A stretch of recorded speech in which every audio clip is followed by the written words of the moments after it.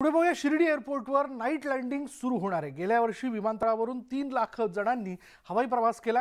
शिर्डी एअरपोर्टनं काही दिवसातच कात टाकली आणि साई भक्तांमुळे विमानतळाला अच्छे दिन आलेत। येत्या काळात विमानाच्या फेऱ्याही वाढण्याची शक्यता आहे। 5 वर्षांपूर्वी सुरू झालेल्या विमानतळावर दररोज 11 विमानं जी आहेत ती उतरतायत, तर लाखो साई भक्तांनी विमान सेवेचा लाभ घेतला। गेल्या वर्षी तब्बल 3 लाखांपेक्षा जास्त साई भक्तांनी विमानाने शिर्डी गाठलं।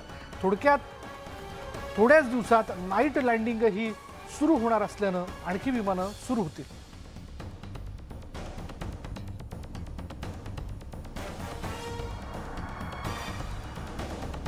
महाराष्ट्रामध्ये सर्वात जास्त प्रतिसाद मिळालेलं विमानतळ जर बघितलं तर ते शिर्डी ठरतं आहे। कारण 5 वर्षापूर्वी शिर्डीचं विमानतळ सुरू झालं आणि बघता बघता लाखो प्रवाशांनी याचा लाभ घेतलेला आहे। आता मी शिर्डीच्या विमानतळावरती आहे आणि 2017 साली राष्ट्रपतींच्या हस्ते या विमानतळाचं उद्घाटन झालेलं होतं।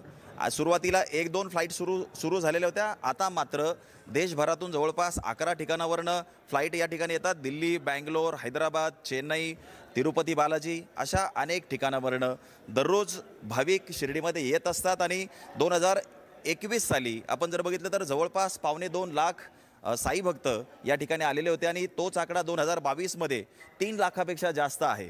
दररोज 11 फ्लाईट सध्या सुरू आहेत आणि आणखी फ्लाईट वाढण्याची शक्यता आहे। कारण आता लवकरच नाईट लँडिंग देखील सुरू होत आहे। येत्या मार्च किंवा एप्रिल महिन्यामध्ये नाईट लँडिंग सुरू होत आहे। त्यामुळं शिर्डीच्या विमानतळाचा आणखी विस्तार होणार आहे आणि शिर्डीच्या विकासाला यामुळे चालना मिळणार आहे। हरीश दिमोटे, न्यूज 18 लोकमत, शिर्डी। औरंगाबादमध्ये तरुणानं रेल्वेखाली उडी घेत आत्महत्या केल्याचा धक्कादायक प्रकार घडला। सचिन भवर असं या तरुणाचं नाव असून तो बालाजीनगर परिसरात राहत होता।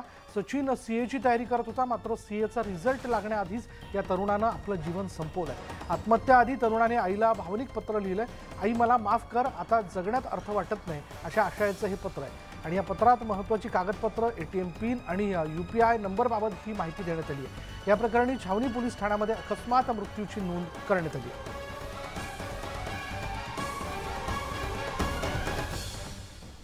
पुढे बघूयात बिलाच्या रकमेवरनं ग्राहकाला हॉकी स्टिक आणि रॉडनं मारहाण केल्याची धक्कादायक घटना अंधेरी इथं घडली। हॉटेलमधील कर्मचाऱ्यांनी ही मारहाण केल्याची माहिती दिलेली आहे।